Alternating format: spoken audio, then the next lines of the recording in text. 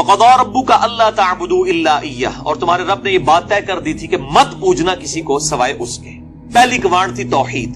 دوسری وَبِالْوَالِدَيْنِ إِحْسَانًا، اور ماں باپ کے ساتھ احسان کرنا. قرآن حکیم میں کم از کم 4 مقامات پہ توحید کے فوراً بعد اللہ تعالیٰ نے ماں باپ کا ذکر کیا، اور اس کا ضربہ سنام ایپیکس یہ ہے سورہ بنی اسرائیل. اس سے زیادہ کہیں نہیں ڈیٹیل آئی ہے، اور نہ سینسٹیویٹی کا لیول. اما یبلغن عندک الکبر، اگر وہ پہنچ جائیں تمہاری موجودگی میں بڑھاپے کی حالت کو، احدہما او کلاہما، چاہے دونوں میں سے ایک چاہے دونوں. وہ صحیح مسلم میں حدیث ہے، آپ صلی اللہ علیہ وآلہ وسلم نے فرمایا کہ برباد ہو جائے وہ شخص جس کو ماں باپ دونوں یا دونوں میں سے کوئی ایک بڑھاپے کی حالت میں ملے اور ان کی خدمت کر کے جنت نہ کما سکے. یہ صحیح مسلم میں ہے. مسلم میں تو اتنی ہی ہے، لیکن ترمذی کے اندر اور مستدرک للحاکم میں وہ بڑی ڈیٹیل حدیث ہے کہ آپ صلی اللہ علیہ وآلہ وسلم 3 سیڑھیاں چڑھے. پہلی سیڑھی پہ فرمایا آمین، پھر دوسری پہ آمین، پھر تیسری پہ آمین. پوچھا گیا تو آپ فرمایا کہ جبرائیل علیہ السلام آئے تھے، انہوں نے کہا کہ آپ اللہ کے رسول صلی اللہ علیہ وآلہ وسلم میری دعا پہ آمین کہیں کہ برباد ہو جائے وہ شخص جس کے سامنے آپ کا ذکر ہو اور وہ آپ پر درود شریف نہ پڑھے، اللہم صلی علی محمد وعلی آل محمد. تو میں نے کہا آمین. پھر انہوں نے کہا کہ برباد ہو جائے وہ شخص کہ جس کو ماں باپ یا دونوں یا دونوں میں سے ایک کو بڑھاپے کی حالت ملے، ان کی خدمت کر کے وہ جنت تک کما سکے. میں نے کہا آمین. اور تیسرا، برباد ہو جائے وہ شخص جس کو رمضان کا مہینہ ملے اور وہ اپنی مغفرت نہ کروا سکے. آپ نے فرمایا آمین. مختلف طریق میں یہ ترتیب ڈیفرنٹ ہے. بہرحال یہ تینوں باتیں. اور مسلم شریف میں اتنے الفاظ ہیں، وہ صحیح مسلم میں کہ برباد ہو جائے وہ شخص جس کو ماں باپ دونوں یا دونوں میں سے ایک بڑھاپے میں ملے اور وہ ان کی خدمت کر کے بخشش نہ کر سکے. یہ تو ایک ہے. یہ سائملٹینیس کنٹراسٹ دوسری طرف یہ ہے کہ اگر وہ پہنچ ہی جائیں تمہارے سامنے دونوں میں سے ایک بڑھاپے کی حالت میں، فلا تقل لہما اف، ان کو اف تک بھی مت کہنا. اف کی ٹرانسلیشن پنجابی میں ہو سکتی ہے آپ کہہ رہے ہیں کہ جی تسی یہ کہو جو چپ کر کے بیٹھے رہو، تانوں نہیں پتا. یہ تے اللہ دے بندے ہو، یہ تے گال ہے. اللہ دے نزدیک تو اتنی بڑی یہ چیز ہے. اللہ تو کہہ رہا ہے کجروی سے یہ بھی نہیں کہنا ہوں، یعنی وہ بات کر رہے ہو اور آپ ان کو صرف اتنا رسپانس کرتے ہیں بس ایویں لگا ہوئے نے. یہ بھی نہیں، جملہ بھی نہیں بولتے. آپ کہتے ہیں ہاں تاک لے، یہ اس کو منع کیا گیا ہے. وہ تو بہت بڑی بات ہے. ان کو اف تک بھی مت کہنا. ولا تنہرہما، اور ان کو مت جھڑکنا. وَقُلْ لَهُمَا قَوْلًا كَرِيمًا، اور بات بڑی نرمی سے ان کے ساتھ کرنا.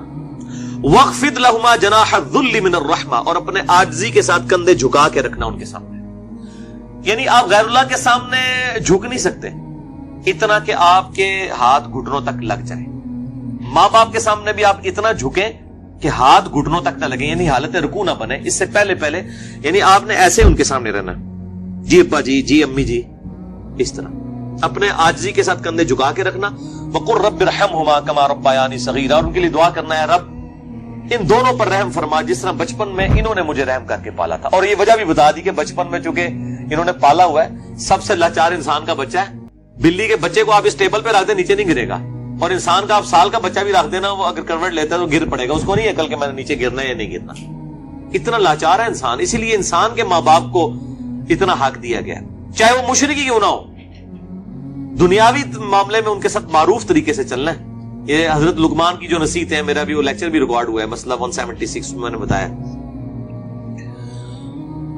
ربکم اعلم بما فی نفوسکم، یہ آپ کی بات کا جواب ہے. تمہارا رب خوب جانتا ہے جو تمہارے جی میں ہے.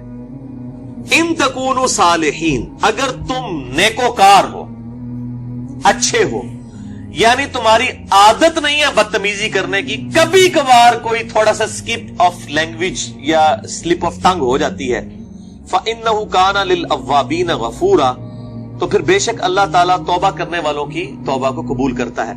یعنی عادی مجرم نہ ہو. ان تکونوا صالحین، اگر تم عادی مجرم نہیں ہو، عام حالت میں تمہارا بڑا اچھا ایٹیچیوڈ ہے، کبھی کوئی سٹیٹ آف مائنڈ ایسی تھی کہ کوئی بات غلط نکل گئی، فوراً توبہ کرو. توبہ اللہ سے بھی کرنی ہے، ان سے بھی معافی مانگنی ہے، اللہ تعالیٰ معاف کر دے گا. لیکن یہ معاملہ بہت سینسٹیو ہے نا جی.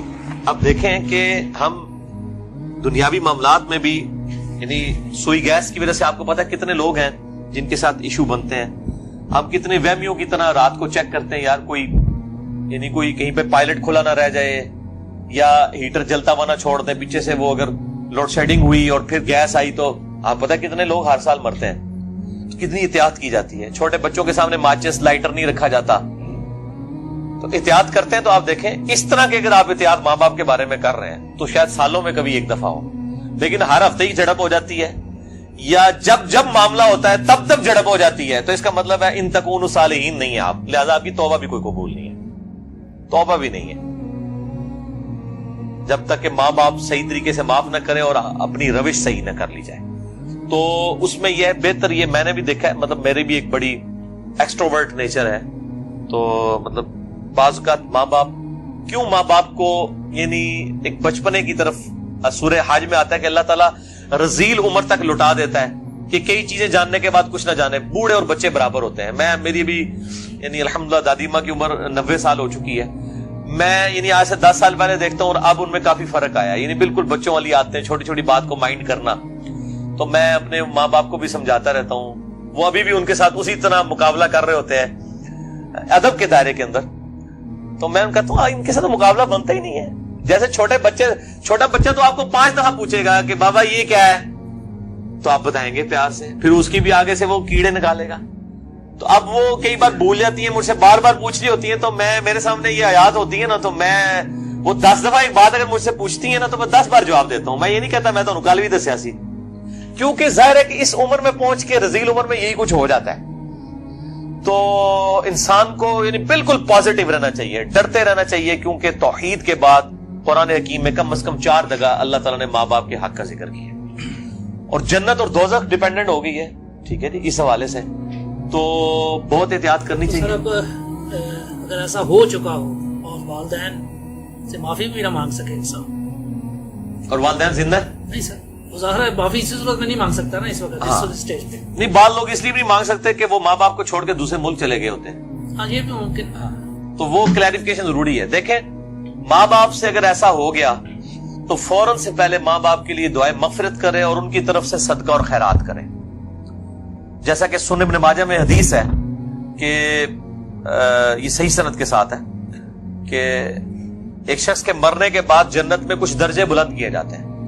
تو پوچھتا ہے اللہ یہ میں نے نیکی نہیں کی تھی، یہ کیوں میرے درجات بلند ہوئے؟ تو اللہ تعالیٰ فرماتا ہے تیری اولاد نے تیرے لیے استغفار کیا تو اس کی وجہ سے ہی تیرے درجات بلند. اولاد تو انویسٹمنٹ ہے. صحیح مسلم میں حدیث ہے کہ مردے کو 3 اعمال کا ثواب ملتا ہے. نمبر 1 صدقہ جاریہ، وہ ملنا بھی چاہیے، اس نے خود کیا. امام بخاری نے بخاری لکھی ہے، ثواب ان کو ملنا چاہیے.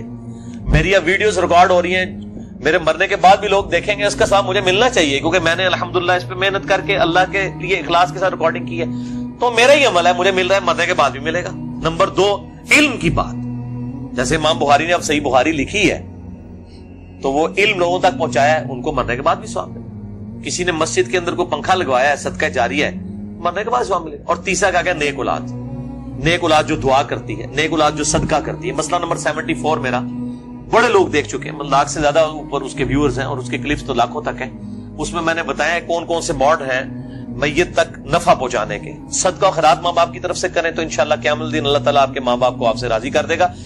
جب ان کو مرنے کے بعد آپ کی دعاؤں سے نفع ملے گا تو بڑے خوش ہوں گے کہ ہمارے بچوں نے ہمیں مرنے کے بعد یاد رکھا.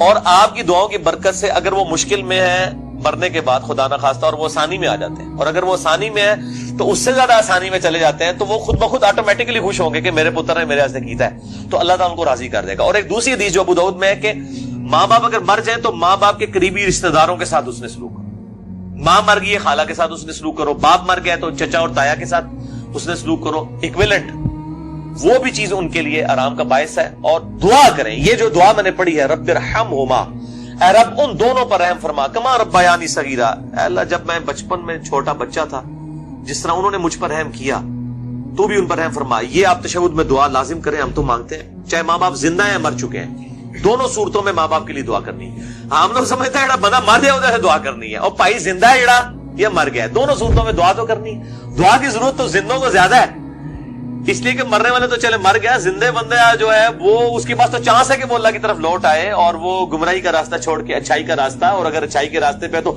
استقامت اختیار کرے تو دعا کرنی چاہیے. اور یہ دعا ضرور کرنی چاہیے، اللہم اہدنا الصراط المستقیم، صراط الذین انعمت علیہم غیر المغضوب علیہم ولا الضالین آمین.